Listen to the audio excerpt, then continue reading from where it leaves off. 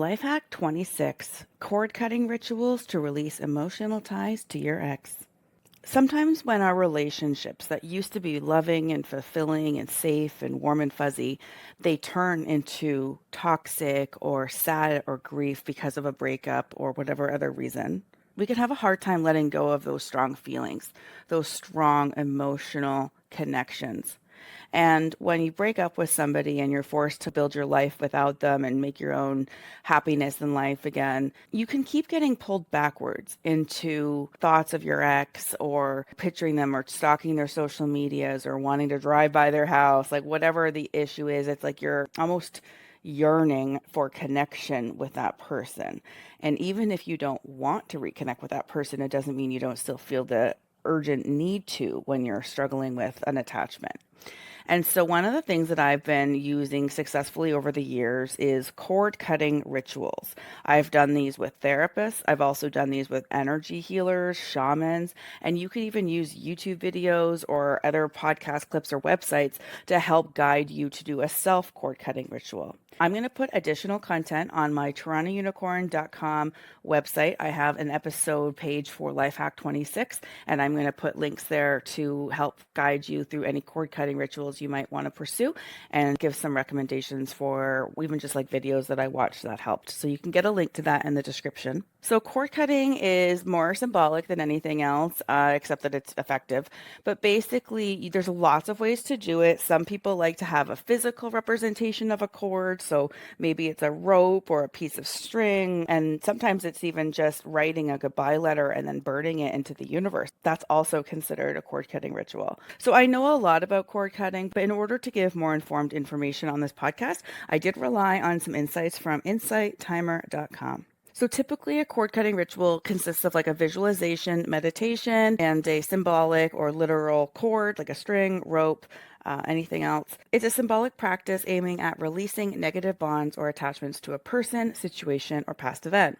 And so while it can vary depending on personal beliefs and practices, a typical cord cutting ritual involves intention setting, cord cutting, forgiveness, and release. So some people do cord cuttings to break the sadness or grief associated with somebody, but you could also cord cut with somebody even if they're just draining your energy. So even if you're not overly haunted or sad about a breakup, but you just can't stop thinking about them, you could do a cord cutting ritual to try and sever any invisible energetic cords that are still attached.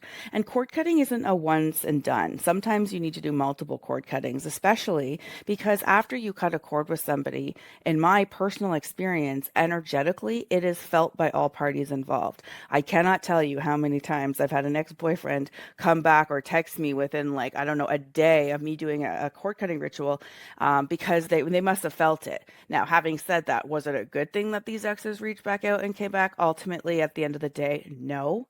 So keep that in mind. The cord cutting ritual is not meant to like bring people back. It's meant to help you heal. So I would say that yes, it is effective and people do feel it. And so they might have a sense of panic when they suddenly feel less of a connection to you. And so be prepared for that. But if you do reestablish connection with somebody after a cord cutting ritual, then you've undone your work and you would have to do another cord cutting ritual to ever make the same progress again. Like that is something I had to learn the hard way. You can do all the work, do a cord cutting, and then you could just quickly reestablish that connection with one phone call the next day because now your energetic cords are tied again. I remember once I spent like $180 an hour to go get this energetic healing. And it was really, really spiritual, really effective.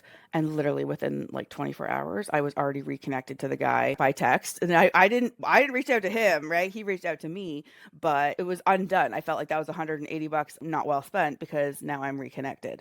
So if you are doing a cord cutting ritual, move on after, maybe block them so that they can't come back. Cord cutting is a really effective way of helping your brain process your desire to let go. And so sometimes you need to do these rituals in order to accept in a different part of your soul and being that you do want to let them go. According to insidertimer.com, these are signs of unhealthy courting that you have with people. It's when your energy levels are depleted, you have feelings of general lethargy, depression, and unexplained sadness. You have feelings of being stuck or unable to make decisions, obsessive thoughts about another person, speaking often about another person, often in a judgmental or deprecating way, lowered immune function, so getting sick often, and unhealthy habits and addictive behaviors, seeking comfort in excess, such as smoking, binge eating, drugs, drinking, and even seemingly healthy habits such as over-exercising. So I'm not going to walk you through how to do a cord cutting here because I'm going to put that additional content on my website, but I'll give you the highlights. So you ground yourself through meditation or breath work. You visualize the energetic cord connecting you to the individual or situation. You symbolically or literally use a tool to sever the cord, and you cleanse your energy field and fill the space left by the cord with love and compassion. Some signs that your cord cutting practice is helping is after you have a profound sense of freedom, you feel unburdened and liberated, and a sense that considerable weight has been lifted off your shoulders. Again, I can personally attest to cord cutting rituals, but sometimes you have to do many of them with the same person because you have so many ties. Either way, if you're stuck and you can't let go, try doing a cord cutting ritual and see if you wake up a little bit lighter tomorrow.